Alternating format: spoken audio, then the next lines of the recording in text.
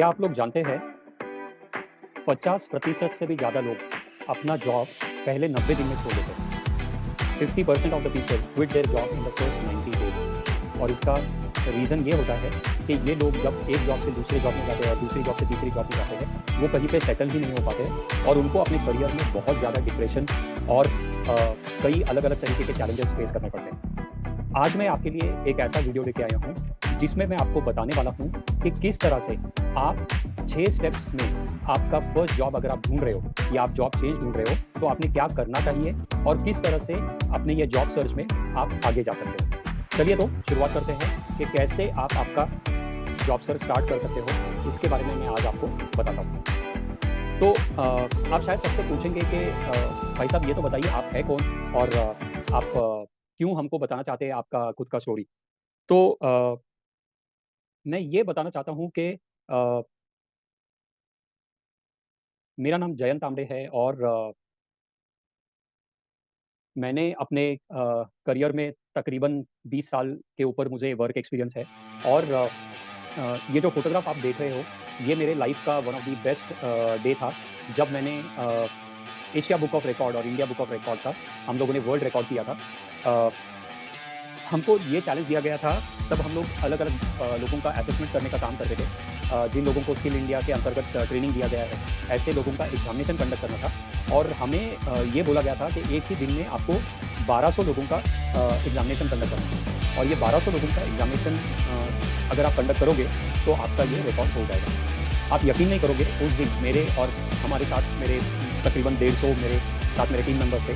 हम लोगों ने मिलके तकरीबन 3000 लोगों का उस दिन असेसमेंट किया था और ये तकरीबन 6 अलग-अलग डिस्ट्रिक्ट्स में काम चल रहे थे और ये रिकॉर्ड ब्रेक होने के बाद फिर ये उसी दिन शाम को एक छोटा-सा सेरेमनी में मुझे ये सर्टिफ़िकेट मिला था और ये सर्टिफ़िकेट लेने के बाद ऑब्वियसली मैं बहुत खुश था। हम लोग होटल गए, होटल में जाके सो गए और नेक्स्ट डे सुबह जब मैं उठा और फिर मैंने जब वो सर्टिफ़िकेट देखा और वो ट्रॉफ़ी देखा, तब मैंने अपने आप से पूछा था कि are you happy and have you been able to add any value to anybody? तब मुझे लगा कि ये सर्टिफ़िकेट का वैल्यू शायद मेरे लिए कुछ हो सकता है, बट उसके पहले मैंने कई साल तक एजुकेशन इंडस्ट्री में काम किया था, अलग-अलग बच्चों को ट्रेनिंग देके प्लेसमेंट का काम किया था। तब जभी भी प्लेसमेंट होने के बाद बच्चे आके मिलते थे और बोलते थे कि थैंक यू वेरी मच आपने हमारा ज़िंदगी बना दिया या फिर वो लोग बोलते थे कि आपके वजह से हम लोगों ने अर्निंग मेंबर मैं अपने फैमिली का बन पाया हूँ। वो जो खुशी थी, वो बहुत ही ज़्यादा थी एज़ कम्पेयर टू ये 3000 लोगों का असेसमेंट एक दिन में करना। तो वो एक दिन था 15 जुलाई 2019 जिस दिन हम लोगों ने वर्ल्ड रिकॉर्ड किया था। तो 16 जुलाई 2019 को ही मैंने डिसाइड कर लिया था कि इसके आगे मैं जो भी काम करूँगा, वो जॉब के रिलेटेड करूँगा, लोगों को जितना ज़्यादा हो सकता है उतना अपने हेल्प करूँगा so that I am able to help them to get a better job opportunities. और ये मेरे लाइफ़ का एक टर्निंग पॉइंट आप बोल सकते हो और उसके बाद मैंने खुद ट्रेनिंग लेना चालू कर दिया। मैंने अलग-अलग कंपनीज़ के साथ उनका सर्टिफ़िकेशन प्रोग्राम किया और आज मैं अपना एक खुद का एक कम्युनिटी बना रहा हूँ, जिसको मैं करियर मास्टरी कम्युनिटी बोलता हूँ। ये कम्युनिटी में मैं ऐसे लोगों को इनवाइट कर रहा हूँ, जो कि 20 या 30 साल की उम्र में ऐज के बीच में है और जो अपना करियर का ज़िम्मेदारी खुद लेना चाहते हैं। Those who want to take responsibility of their own career और जो फ्रीडम चाहते हैं अपने करियर वरीज़ से। मुझे नहीं सोचना है कि मेरा कल क्या होगा। मैंने अपने आप का करियर इतने अच्छी तरह से सेट कर लिया है कि I am very happy with it. ऐसे मुकाम तक मुझे मेरे सारे स्टूडेंट्स को लेके आना है और यही मेरा ये वीडियो बनाने का भी ऑब्जेक्टिव है। तो come back to our original point के कैसे अपने जॉब सर्च चालू करना चाहिए, इसके बारे में मैं आपको बोलता हूँ। तो सबसे पहला स्टेप हम में से कई लोग गूगल मैप यूज़ करते हैं कि अ, हमको चाहिए रहता है कि अ, हम लोग डेस्टिनेशन डालते हैं गूगल मैप में और वहाँ पे हम लोग उसको बोलते हैं कि मुझे ये लोकेशन से ये लोकेशन तक लेके जाओ। तो आपको सबसे पहले बताना पड़ता है आप कहाँ पे हो, उसके बाद ही गूगल मैप आपको बता पाएगा, पूछता है कि आपको कहाँ जाना है, बराबर है? तो आपको इसी तरह जब आपको करियर में आगे जाना है, तो आपको पहले डिसाइड करना है कि आप करंटली कहाँ पे हो। तो कहाँ पे हो इसका मतलब लोकेशन तो एक बात है, बट सबसे पहले आपको आपका स्किल इन्वेंटरी करना पड़ेगा या आपको पहले डिसाइड करना पड़ेगा कि आपके पास क्या-क्या स्किल्स है। क्या आपके कम्युनिकेशन स्किल्स है? क्या आपके पास प्रेजेंटेशन स्किल्स है? क्या आपके पास अकाउंटिंग स्किल्स है? या आपके पास मार्केटिंग के स्किल्स है, डिजिटल मार्केटिंग स्किल्स है? जो भी आपके स्किल सेट है, वो स्किल सेट को सबसे पहले आपको आइडेंटिफाई करना है। उसके बाद आता है एजुकेशन बैकग्राउंड। क्या आप ग्रेजुएट हो, पोस्ट ग्रेजुएट हो? आपको क्या परसेंटेज मिला है, क्या नहीं मिला है? ये आपको डिसाइड करना पड़ेगा। उसके बाद अगर आपने कोई इंटर्नशिप किया किया है या अगर आपको आपका एक्सपीरियंस है, आपने कहीं पे काम किया है, तो वो भी आपको नोट डाउन करना पड़ेगा कि ये मेरे पास इंडस्ट्री एक्सपीरियंस है या अप्रेंटिसशिप वाला एक्सपीरियंस है, जो भी आपका एक्सपीरियंस होगा। चौथा सबसे इम्पोर्टेंट चीज़, क्या आप में सीखने की क्षमता है? अगर नहीं है, तो आप फ्रेशर की तरह ही ज़िंदगी भर आपको काम करना पड़ेगा, आप आगे नहीं जा पाओगे। तो ये विलिंगनेस टू लर्न नहीं होगा, तो आपको वो इनकलकेट करना पड़ेगा, आप में वो लाना पड़ेगा, ताकि आप आगे जा सकते हो। क्योंकि हर एक इंडस्ट्री में फ्रेशर्स को लिया ही इसलिए जाता है कि वो सीख सकता है, आगे जा सकता है, इसीलिए आप में वो होना बहुत ज़्यादा ज़रूरी है। और उसके बाद होता है कि आपका करंट लोकेशन क्या है? क्या आप एक बड़े मेट्रो सिटी में हो, या ए क्लास सिटी में हो, या बी क्लास सिटी में हो, या सी क्लास सिटी में हो? ये आपको सबसे पहले आइडेंटिफ़ाई करना पड़ेगा और उसके बाद फिर आपका नेक्स्ट स्टेप आ जाता है, जहाँ पे हम लोग बोलते हैं कि यहाँ से हम लोग डिसाइड करते हैं कि आपको जाना कहाँ है। Step number 2 is you decide where you want to go. अब where you want to go का मतलब क्या है? Where you want to go का मतलब ये है कि आप कौन से इंडस्ट्री में काम करना चाहते हो। आईटी में जाना चाहते हो, आईटी में भी अलग-अलग इंडस्ट्री है, सॉफ्टवेयर इंडस्ट्री अलग है, हार्डवेयर इंडस्ट्री अलग है। बैंकिंग में आप काम करना चाहते हो, बैंकिंग में भी अलग-अलग तरीके के बैंक है, पब्लिक सेक्टर बैंक है, प्राइवेट सेक्टर बैंक्स है। क्या आप फाइनेंशियल सर्विसेज़ में जाना चाहते हो, जैसे कि हाउसिंग फाइनेंस हो गया, म्यूचुअल फंड इंडस्ट्री हो गया, इंश्योरेंस हो गया। ये इंडस्ट्री आपको डिसाइड करना है कि मैं कौन से टाइप के इंडस्ट्री में काम करना चाहता हूँ। ये इंडस्ट्री चूज़ कैसे करते हैं? आपको फाइंड आउट करना पड़ेगा कि ये इंडस्ट्री प्रॉब्लम क्या सॉल्व करती है। फॉर एग्जांपल एजुकेशन इंडस्ट्री की बात करते हैं। तो एजुकेशन इंडस्ट्री आज एम्प्लॉयबिलिटी देने का कोशिश करती है या बेसिक स्किल्स देने की काम करती है। तो मैं एजुकेशन इंडस्ट्री में इसलिए आया क्योंकि मुझे ये लगता है कि ये इंडस्ट्री बहुत ही इंपॉर्टेंट काम करती है और इसीलिए मैं ऑलमोस्ट 20-25 साल से काम कर रहा हूँ और जैसे मैंने आपको बताया बीच में मैं थोड़ा हिल गया था, तो वापस मैं ये इंडस्ट्री में वापस आ गया। तो इस तरह से आपको वो इंडस्ट्री जो प्रॉब्लम सॉल्व करती है, वो प्रॉब्लम सॉल्व करने में क्या आपको मज़ा आता है क्या? वो आपको सोचना पड़ेगा। फॉर एग्ज़ाम्पल मुझे सुंदर दिखना अच्छा लगता है, मुझे अच्छा रहना, खाना-पीना या पहनना बहुत अच्छा लगता है, तो आप फ़ैशन इंडस्ट्री में जा सकते हो, मैं अपैरल इंडस्ट्री में जा सकता हूँ।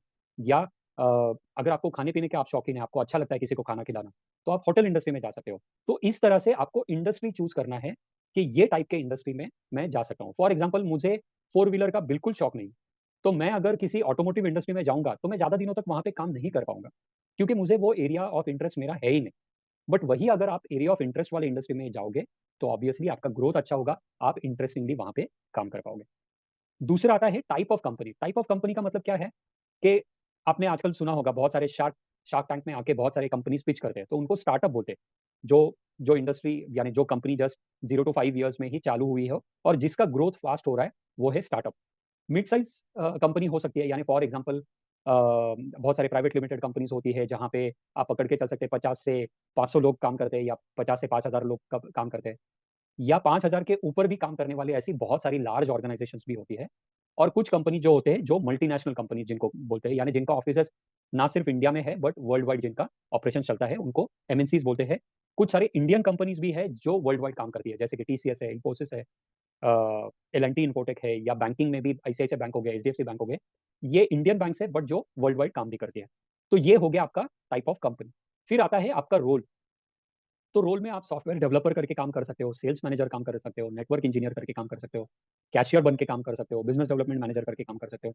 ये रोल कई बार कंपनी टू कंपनी थोड़ा चेंज होते रहता है, तो आपको एक ही रोल नहीं पकड़ना है। वो इंडस्ट्री में अलग-अलग कंपनी में वो रोल को क्या-क्या बोला जाता है, यानी आपका काम क्या होने वाला है, उसका नोमेनक्लेचर क्या है या उसको बोलते क्या है, वो आपको देखना पड़ेगा। उसके बाद आता है स्किल्स क्या है, वो काम करने के लिए जनरली जब भी कोई एडवर्टाइज़मेंट दिया जाता है, तो क्या स्किल वो कंपनी देखती है। फॉर एग्ज़ाम्पल अगर आप सॉफ्टवेयर डेवलपर, जावा प्रोग्रामर देखो जाओगे, तो जावा प्रोग्रामिंग का पूरा इन डेप्थ उसमें लिखा जाता है। या अगर आप समझो किसी बैंक में जाते हो, जहाँ पे ये बोला जाता है कि आपको अ, ऑफ़िसर बन के जाना है, तो आपको कस्टमर सर्विस आना ज़रूरी है।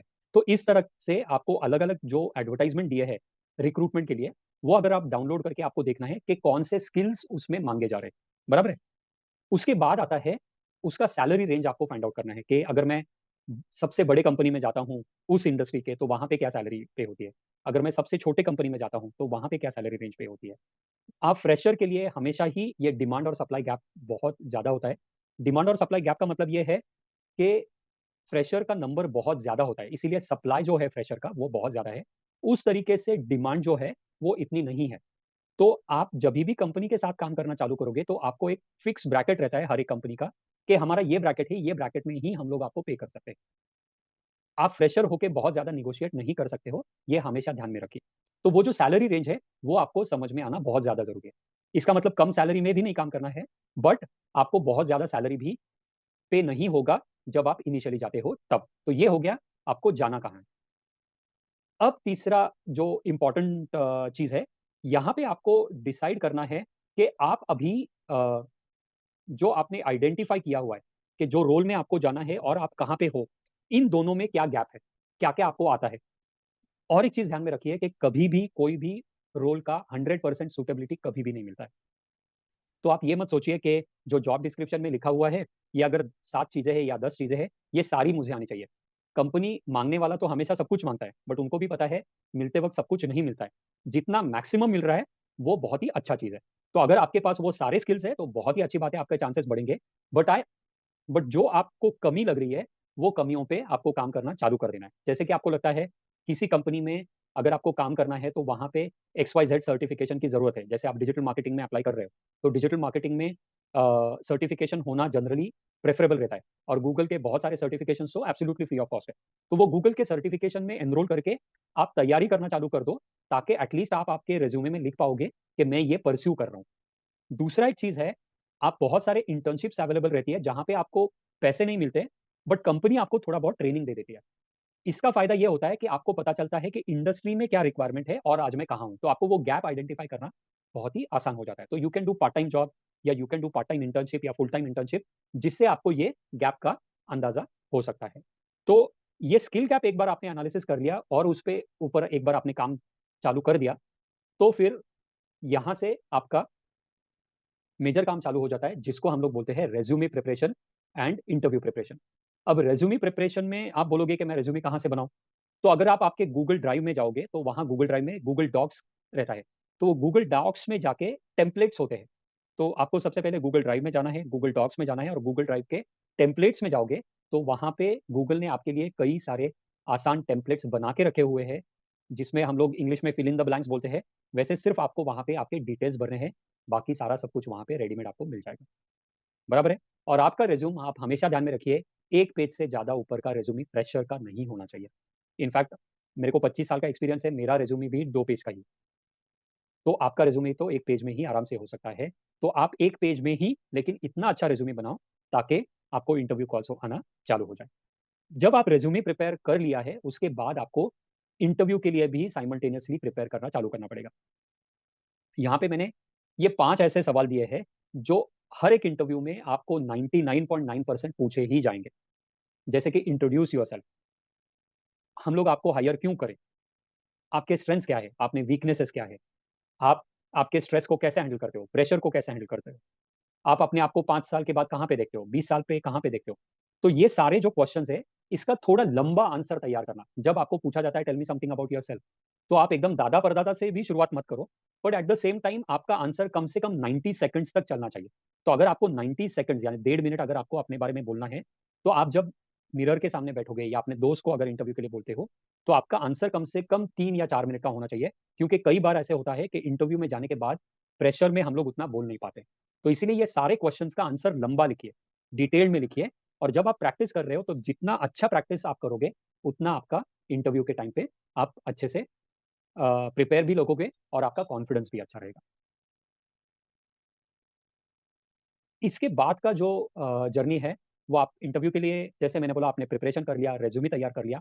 अभी आपको कई लोगों के साथ मिलना पड़ेगा। लोगों को बताना पड़ेगा कि मैं जॉब ढूँढ रहा हूँ या ढूँढ रही हूँ। तो इसमें आप कैसे जॉब ढूँढ सकते हो?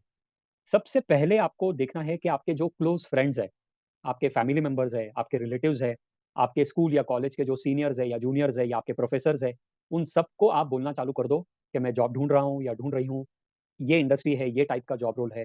अगर आपके जान-पहचान में कोई कंपनी है या कोई हायरिंग कर रहा है, तो प्लीज़ मुझे बताइए। बेझिझक बोलना चालू कीजिए, क्योंकि जब तक आप बोलोगे नहीं, तब तक सामने वाले को पता नहीं चलेगा। और सिर्फ़ एक से बात करके फ़ायदा नहीं होगा। जैसे अगर आपने खेती-बाड़ी देखी होगी, तो जो भी फार्मर होता है, वो एक सीड डाल के शांति से नहीं बैठता है। उसको पता होता है कि मेरे को हज़ारों बीज लगाने पड़ेंगे, तभी कहीं जाके कुछ मुझे हाथ में मिल सकता है। तो इसी तरह आपको मैक्सिमम लोगों को बताना है। ऑनलाइन भी आपके इंस्टाग्राम पे, फ़ेसबुक पे या लिंक्डइन पे आपके जो भी कनेक्शंस हैं, उनसे आपको बोलना पड़ेगा। अपने आप का आप अलग-अलग जॉब पोर्टल्स भी है, वहाँ पे जाके अपना प्रोफ़ाइल बनाइए, नौकरी है, इंडीड है, जो भी फ्री जॉब पोर्टल्स आपको नज़र आते हैं, हर एक जगह पे आप आपका प्रोफ़ाइल बनाइए, ताकि आप उसको आगे लेके जा सकते हो। कई सारे जॉब फेयर्स होते रहते हैं, ऑनलाइन, ऑफ़लाइन भी जॉब फेयर्स होते रहते हैं, उसमें आप पार्टिसिपेट करो, उसमें भी आपको कई बार अच्छे कंपनीज़ मिलते हैं। मैंने आज के तारीख तक तकरीबन 200 से ज़्यादा जॉब फेयर्स ऑर्गेनाइज़ किए हैं और बहुत ही अच्छे-अच्छे कंपनीज़ जॉब फेयर्स में भी पार्टिसिपेट करती है। वहाँ पे आपको ऑफ़र लेटर कई बार ऑन द स्पॉट दिया जाता है, आपको फाइनल इंटरव्यू और ये लोग ऐसे कंपनीज़ वहाँ पे आती है जिनको सच में बहुत ज़्यादा कैंडिडेट्स की ज़रूरत है। तो ऐसे कंपनीज़ के पास अगर आप जाओगे, तो आपको जॉब भी जल्दी मिल सकता है और कई सारे इवेंट्स होते रहते हैं। अगर आपको 2, 5, 10 साल का एक्सपीरियंस है, तो जैसे हमारे पुणे में हमारा Maratha chamber of commerce and industries है, एमसीसीआई, वो अलग-अलग उनके इवेंट चालू रहते हैं। बहुत सारे स्टार्टअप्स के इवेंट चालू रहते हैं। तो ऐसे इवेंट्स में अगर आप जाके पार्टिसिपेट करना चालू करोगे, लोगों से मिलना चालू करोगे, तो फिर आपको ऐसे लोग मिलेंगे, जो लोग आपको आसानी से रेफ़र कर सकते हैं। क्योंकि मैं आपको एक चीज़ बताना चाहता हूँ कि अ, हर एक कंपनी जभी भी कोई रिक्वायरमेंट रहती है, तो सबसे पहले वो एडवर्टाइज़मेंट या कुछ भी देने से पहले, वो अपने इंटरनल एम्प्लॉइज़ को बोलती है कि आपके जान-पहचान का कोई रहेगा तो बताओ। उसके बाद ही वो एडवर्टाइज़मेंट निकलती है। तो मैं हमेशा ये बोलता हूँ कि 70% ऑफ द जॉब्स ये हमेशा हिडन ही रहते हैं। आपको उसके लिए लोगों को रीच आउट करना पड़ेगा, लोगों से बात करनी पड़ेगी और तभी आप वहाँ तक पहुँच सकते हो। तो इसीलिए फार्मिंग वाला अप्रोच यूज़ कीजिए, मैक्सिमम लोगों से बिना झिझक बताइए, तभी आपका काम आसानी से हो सकता है। फाइनल जो छठवां स्टेप है, वो आपको हमेशा ध्यान में रखना है कि जो पहला इंटरव्यू का कॉल आएगा या पहला आपका रिज़्यूमे शॉर्टलिस्टिंग होगा, भगवान करे कि वो जॉब आपको मिल जाए, बट आपको तब तक नहीं रुकना है जब तक आप किसी कंपनी में जॉइन नहीं करोगे तब तक। और जैसे मैंने बोला कि बहुत सारे लोग पहले 90 दिनों में ही उनको पता चलता है कि ये कंपनी मेरे लिए अच्छी नहीं है या कुछ भी प्रॉब्लम हो जाता है। तो इसीलिए आपको ज़्यादा से ज़्यादा प्रैक्टिस करते रहनी पड़ेगी, ज़्यादा से ज़्यादा जॉब्स को अप्लाई करते रहना पड़ेगा और जितना आप ज़्यादा इंटरव्यू दोगे, उतना आपका कॉन्फिडेंस बढ़ेगा और तभी आप आगे इसमें जा सकते हो, आप आपका ड्रीम जॉब आपको मिल सकता है। वो पॉसिबिलिटी तभी होगी जब आप प्रैक्टिस और रिपीट इसको करते रहोगे। इसमें अगर आपको कोई भी डाउट है, क्वेरी है, क्लैरिफ़िकेशन है तो आप सभी लोगों के लिए मैं एक बहुत ही स्पेशल अनाउंसमेंट कर रहा हूँ कि I am giving this 15 minute का मैं आपको discovery call absolutely free of cost दे रहा हूँ, जिसमें आपको कुछ भी पे करने का ज़रूरत नहीं है। ये 15 मिनट के कॉल में मैं ये कोशिश करूँगा कि आप कहाँ पे अटके हो और आपका प्रॉब्लम क्या है और ये प्रॉब्लम का सॉल्यूशन मैं आपको देने का कोशिश करूँगा। तो ये अगर आपको लगता है कि मैं आपकी कोशिश कर सकता हूँ, तो इसका लिंक मैंने नीचे अपने वीडियो के डिस्क्रिप्शन में दिया है, वहाँ पे जाइए, वो कॉल बुक कीजिए। I will be more than happy to help और जैसे मैंने बोला कि अगर आप मेरा करियर मास्टरी कम्युनिटी अगर आप जॉइन करना चाहते हो, तो उसका भी लिंक मैं ये वीडियो के डिस्क्रिप्शन में दे रहा हूँ। ये व्हाट्सएप कम्युनिटी मैं बिल्ड कर रहा हूँ, वहाँ पे भी आप लोगों का स्वागत है। इसके सिवाय अगर आपको जो कोई भी चैलेंज है, प्रॉब्लम है, तो आप वीडियो में कमेंट करके मुझे बताइए। I will be more than happy to help and thank you very much for patient hearing and अगर वीडियो अच्छा लगा होगा तो डेफिनिटली लाइक करो और मैं आपसे ये गुजारिश करता हूँ कि आपके जान-पहचान में ऐसे कोई भी बंदा या बंदी है जो अभी करंटली जॉब ढूँढ रहा है। अगर आपको लगता है ये वीडियो अगर उनको हेल्प करेगा, तो प्लीज़ उन तक ये वीडियो पास ऑन कीजिए। क्योंकि जैसे मैंने बोला करियर के स्टार्टिंग में एक फ़ेज़ ऐसा आया था कि मैंने तकरीबन 8 से 10 इंटरव्यू दिए थे, लेकिन मैं बेरोज़गार था। पुणे जैसे सिटी में था। अ, मैं बोल सकता हूँ कि एक मिडल क्लास फैमिली से था। मेरे माँ-बाप अच्छे थे इसीलिए घर में खाने-पीने का तो प्रॉब्लम नहीं था, बट मेरा कॉन्फिडेंस बहुत ज़्यादा लूज़ हो गया था। और मुझे आज तक वो दिन याद है जब मेरे फ्रेंड को मैंने कॉल किया और मैं लिटरली रो पड़ा था कि मुझे जॉब नहीं मिल रहा है। और तब मेरे वो दोस्त ने मुझे बुलाया था और मेरे साथ जो मैं आज आपको जो ये इन्फॉर्मेशन दे रहा हूँ, वो उसने मुझे दिया था और मुझे हेल्प किया था अपने रिज़्यूमे बनाने के लिए और अपना इंटरव्यू बनाने के लिए, इंटरव्यू प्रिपेयर करने के लिए। और उसके बाद मेरा रिकॉर्ड रहा था कि तकरीबन उसके बाद ऑलमोस्ट 10 या 12 साल तक मैंने जो भी इंटरव्यू दिया था, वो हर एक इंटरव्यू मैंने क्रैक किया। तो वही कोशिश है मेरा कि आप सभी लोगों को हेल्प करूँ और जिनको भी हेल्प चाहिए उनको हेल्प करता रहूँ। Thank you very much. Wish you all the best.